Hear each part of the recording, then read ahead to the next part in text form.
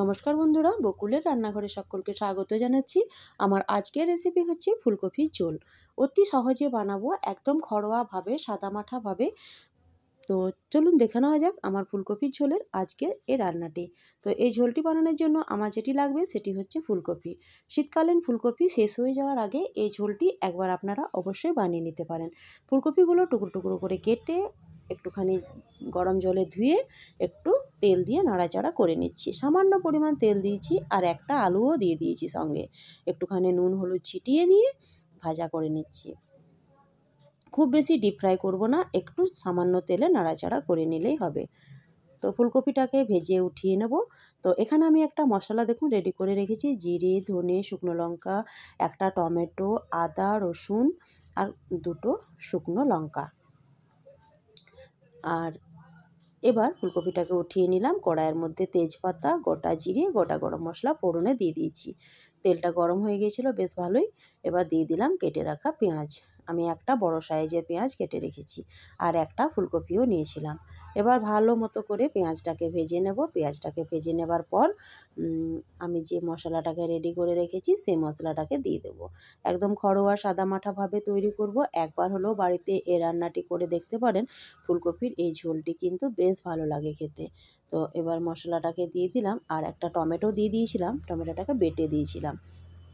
একটুখানি চিকেন মশলা দিয়ে দেবো, পরিমাণ মতো লবণ, হলুদ আর একটুখানি লঙ্কার গুঁড়ো দিয়ে দিলাম। পরিমাণ মতো লবণ, হলুদ, একটু চিকেন মশলা আর একটু কাশ্মীরি লঙ্কার গুঁড়ো সব কিছু দিয়ে ভালো করে কষিয়ে নেবো আবার।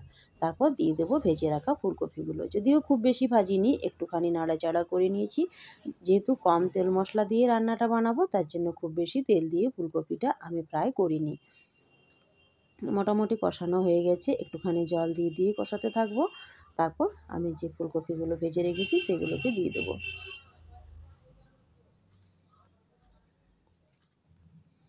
প্রত্যেকদিন সহজ উপায়ে আমি আপনাদের সঙ্গে রান্না শেয়ার করার চেষ্টা করি। তো আমার রান্নাগুলি যদি আপনাদের ভালো লেগে থাকে তো আপনারা অবশ্যই কিন্তু একটা লাইক দিয়ে দেবেন আর আমাকে কিন্তু এগিয়ে যেতে সাহায্য করবেন। তো দেখুন ফুলকপিগুলো আমি দিয়ে দিলাম।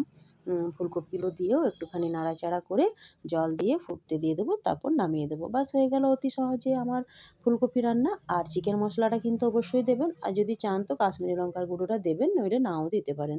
তেজপাতাটা উঠিয়ে ফেলে দিলাম, ওটা আর কোনো কাজ নেই। তারপর দিয়ে দেবো জল, একটুখানি কষিয়ে নিই মশলার সঙ্গে। আর আমি কিন্তু এরকম ঝোল বানালে একটুখানি চিকেন মশলা ওপর থেকে দিয়ে দিই আর একটুখানি কাশ্মীরি লঙ্কার গুঁড়ো দিয়ে দিয়েছিলাম। প্রত্যেকদিন যেহেতু দিই না তো আজকে দিয়ে দিয়েছিলাম কাশ্মীরি লঙ্কার গুঁড়োটা। তো মোটামুটি আমি কষে নিচ্ছি, এবার দিয়ে দেবো জল।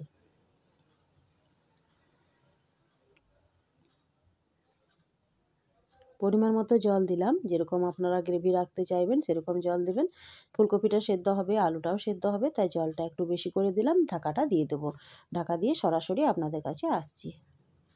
এই যে রান্না একদম শেষ হয়ে গেছে, নামিয়ে নিয়েছিলাম, ঠান্ডা হয়ে গেছে, একটা বাটিতে নিয়ে নিয়েছি। দেখুন আমার ফুলকপি কত সুন্দর হয়েছে, দেখেই মনে হচ্ছে না কি এটা ফুলকপির সবজি। আর খেতেও কিন্তু অপূর্ব হয়েছিল। তো একদম সহজ উপায়ে রান্নাটি শেয়ার করলাম। কেমন লাগলো আপনারা আমাকে অবশ্যই জানাবেন। দেখা হচ্ছে পরবর্তী একটা ভিডিওতে।